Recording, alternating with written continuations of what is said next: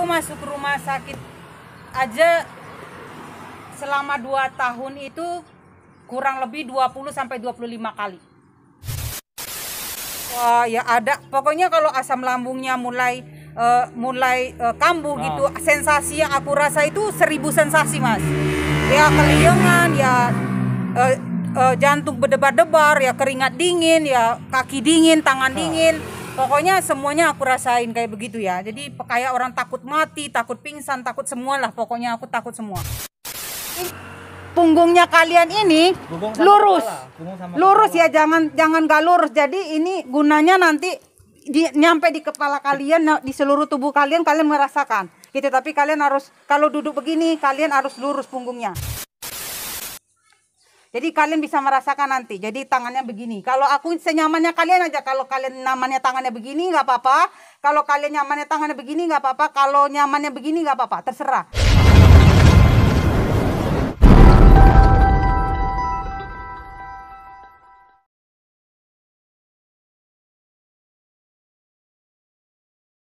Assalamualaikum warahmatullahi wabarakatuh. Assalamualaikum warahmatullahi wabarakatuh. Nama aku Aji Alamsyah. Dan ini Mas Dika. Dika Nyoma. Mas Dika Nyoma lah. Oke, gimana kabarnya Mbak Aci? Ya, alhamdulillah baik. Baik ya. Baik. Aku cerita sedikit ya. Dulu sebelum kenal Mas Dika Nyoma ini, aku 2 tahun belakangan aku sakit asam lambung, ACNT, panic attack. Jadi aku menderita asam lambung panic attack itu udah hampir 2 tahun lamanya. Aku masuk rumah sakit aja selama 2 tahun itu kurang lebih 20 sampai 25 kali keluar rumah sakit. Belum yang ceknya gitu ya. Karena aku padahal cuman kata dokter setiap ke rumah sakit aku cuman asam lambung, dikasih obat, tapi aku nanti paniknya hilang. Kalau udah nyampe di rumah sakit aku paniknya itu hilang. Yang penting aku itu kalau kecemasan itu yang penting nyampe rumah sakit itu aku tuh hilang. Begitu. Jadi aku tuh mikir aku ini sakit apa sebenarnya gitu. Kalau seperti itu pernah dikasih obat nggak sama dokter? Obat gitu? Enggak juga, cuman aku udah bilang aku itu asam lambung tapi panic attack juga. Tapi kalau seandainya aku itu ditawarin ke psikiater. Jadi ke psikiater, jadi nanti kalau nyampe di psikiater itu kan pasti dikasih obat penenang. Jadi kalau makan obat penenang ini kan continue gitu, lama 1 tahun. Jadi kalau kita nggak bisa sekarang makan obat penenang, besok nggak bisa seperti itu. Jadi dia dari dosis rendah, nanti kalau belum bisa juga dosisnya tinggi, nanti direndahin lagi baru bisa kita lepas dari dosis itu. Jadi aku nggak mau gitu.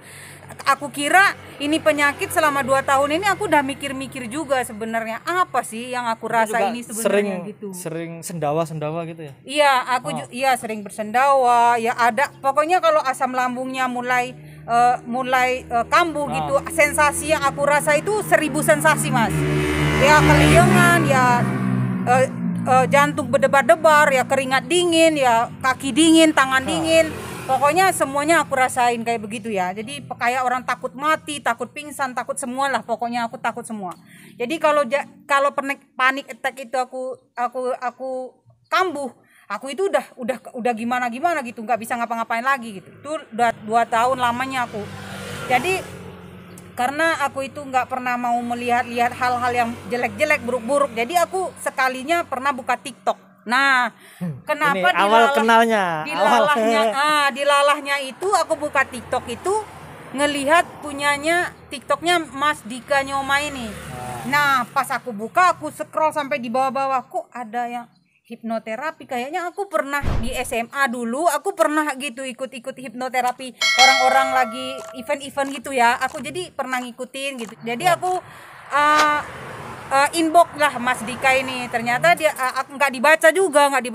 Jadi kenapa ya kok nggak dibaca juga gitu. Aku gimana ini caranya gitu. Terus aku lihat di TikTok lagi, aku buka YouTube-nya. Di situ tuh ada di YouTube itu ada ternyata. Nah, ternyata aku karena aku itu penasaran, aku buka di YouTube-nya, aku lihat semua di situ ada ternyata ininya. Apanya namanya itu? nomor teleponnya, nomor kontak personnya ada. Jadi aku hubungin Mas Dika ini lewat WA-nya dia, aku WA dia, Mas, aku ini, nama aku ini, aku bilang aku penyakit ini. Terus Mas Dika ini ngasih suatu kayak gini sama aku, kayak apa namanya itu? Yang nama, penyakit, apa segala macam gitu ya. Suruh diisi buat data. Iya, data. Aku suruh diisi, terus aku disuruh tunggu kapan ininya. Nah, setelah itu aku isilah form itu yang dikirim melalui WA sama aku. Aku isi, aku nunggu. Terus karena Mas Dikanya juga sibuk banget di kerjaan, masalahnya juga banyak pasiennya juga, aku harus ngantri juga lama. 2 minggu setelah aku mengisi laporan apa namanya itu data tadi itu baru Mas Dika itu bisa apa namanya terapi aku. Nah, malam itu aku kenalan, aku di terapi. Pengalaman terapi sampean gimana coba? Pertama terapi. Pertama terapi itu ya aku ditanya lah, pokoknya aku kenapa, apa yang aku rasakan. Terus aku bilang semua sama Mas Dika ini, apapun aku cerita sama dia. Dia bertanya sama aku, kamu mau nggak saya terapi? Mau, Mas. Kamu ngerasanya gimana? Ini yang saya rasakan, Mas. Oke, ya udah, kamu siap nggak diterapi? Mau nggak? Mau sehat nggak? Mau. Pokoknya waktu itu aku tuh udah pasrah aja, udah pasrah gitu. Jadi makanya cepet masuknya berarti dia, Mas. Berarti ya benar. Yang terpenting sampean ada kemauan terlebih dahulu. Iya, jadi ya, aku di terapi pertama. Alhamdulillah ketika itu aku asam lambungnya, karena asam lambung ini kan pikiran, Mas. Jadi kalau pikiran aku tenang berarti asam lambungnya nggak naik.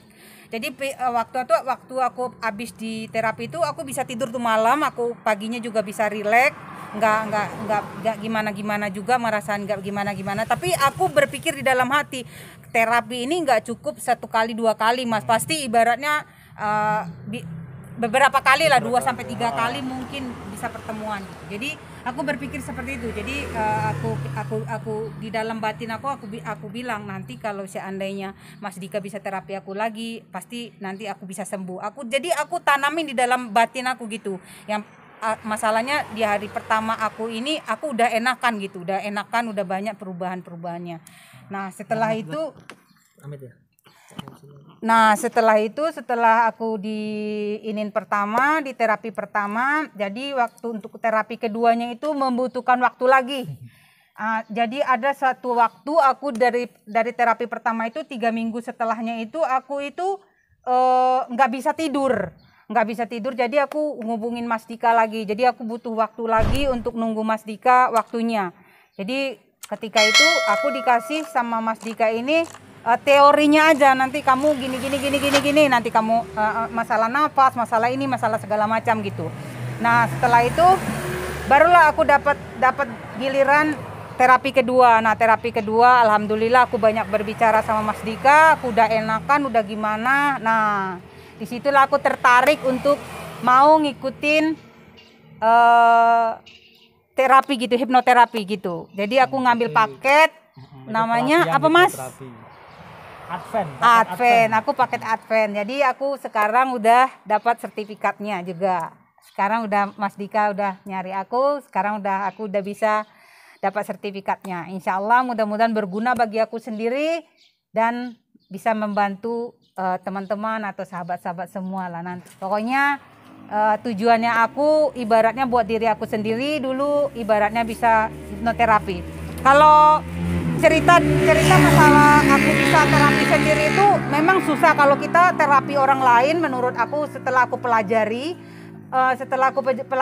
ini, untuk terapi orang lain dengan menterapi diri sendiri itu lebih susah. Terapi diri sendiri, masalahnya kita masukin alam bawah sadar kita sendiri itu susah menurut aku ya gitu.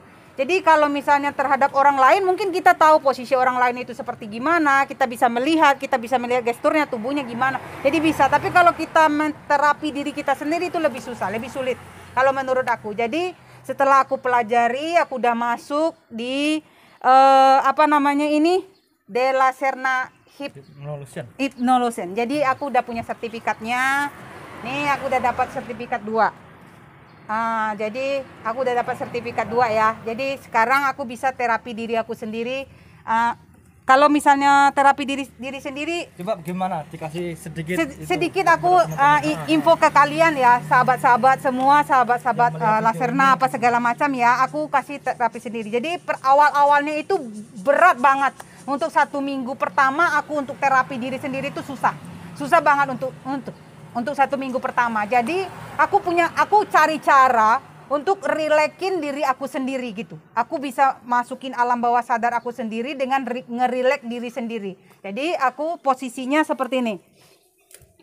Jadi boleh di tempat tidur, boleh kakinya di bawah, boleh kakinya di sila, di apa namanya, di sela ya, di gini. Kalau aku nyamannya senyamannya kalian aja, Boleh tidur selonjoran, boleh kalian kakinya napak di bawah sebegini, tapi yang penting punggungnya kalian ini lurus ya, jangan gak lurus. Jadi ini gunanya nanti nyampe di kepala kalian, di seluruh tubuh kalian merasakan gitu. Tapi kalian harus, kalau duduk begini kalian harus lurus punggungnya harus lurus. Jadi seperti itu. Jadi kalau misalnya kalian tidur pun seperti itu. Jadi kalian gak usah pakai bantal, kalian kayak orang tidur nggak pakai bantal gitu, tidur begitu, tahu kan?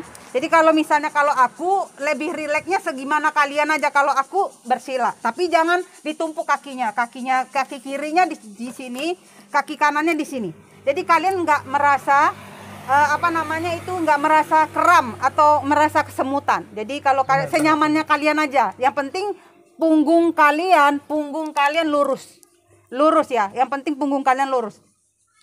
Jadi kalian bisa merasakan nanti. Jadi tangannya begini. Kalau aku senyamannya kalian aja. Kalau kalian nyamannya tangannya begini nggak apa-apa. Kalau kalian nyamannya tangannya begini nggak apa-apa. Kalau nyamannya begini nggak apa-apa. Terserah. Ya senyaman-nyaman mungkin. Pokoknya bikin kalian serileks mungkin. Bikin senyaman mungkin. Nah kalau di aku sendiri, aku menyamankan diri aku, merilekkan diri aku sendiri itu dengan cara mengingat hal-hal yang indah gitu, hal-hal yang gimana gitu terhadap diri aku gitu, bisa aku masukin di diri aku ini gitu, hal yang bahagia, yang indah, yang apa gitu, aku masukin dulu. Setelah itu aku udah rileks, udah nyaman, jadi aku berhitung sendiri. Dalam hitungan aku hitung diri aku 1 sampai 10, semua organ-organ tubuh aku dari kepala sampai telapak kaki ini harus rileks. Wahai tubuhku, rilekslah, mulai dari kepala. Hitungan dari 1. Kepala rileks. Pundakku rileks. 3. Tanganku rileks. 4. Dadaku rileks. 5. Organ tubuh dalamku rileks. Lambung, ginjal, hati, jantung rileks. 6. Bokong sampai paha bawah aku rileks. Paha atas aku rileks. 7. Kakiku, kaki kanan, kaki kiriku rileks. Jari kakiku, punggung kakiku, telapak kakiku sampai jari-jariku rileks. Terus aku hitung sampai kayak begitu ya, sampai 10 aku hitung, tambah rileks, semakin rileks. Kalau misalnya diri aku ini udah nyaman, baru aku masukin alam bawah sadar aku. Apa yang kalian mau, apa yang kalian tuju gitu, maksudnya Mas. Bener. Jadi apa yang dituju, maksudnya dia itu maunya apa gitu. Misalnya kamu nggak bisa tidur. Iya, kamu nggak bisa tidur. Terus atau kamu banyak pikiran atau kamu apa? Jadi itu yang kalian masukin di alam bawah sadar kalian setelah kalian diri sendiri. Ya, gitu. Pokoknya apa yang kalian mau gitu ya. Gitu ya. Jadi sekian dari aku. Pokoknya saya yakin pasti kalian bisa lah kalau misalnya seandainya kalian ikut gitu di dalam tim. Di dalam pelatihan pasti ibaratnya bisa. Yang penting semangat belajar, optimis. Sertifikatnya Mas.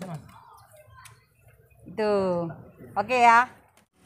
Oke, dan untuk teman-teman yang apabila melihat tayangan video ini, apabila teman-teman tertarik ingin belajar hipnotis halus dan hipnoterapi, silakan kalian gabung di Laserna Hypnolution, karena di Taiwan sekarang sudah ada perwakilannya, dan benar-benar mendapatkan sertifikat resmi dari Della Serna, dan Mbak Aci Alamsyah ini sudah membuktikan sendiri. Mantap Mbak Aci ya. Mantap.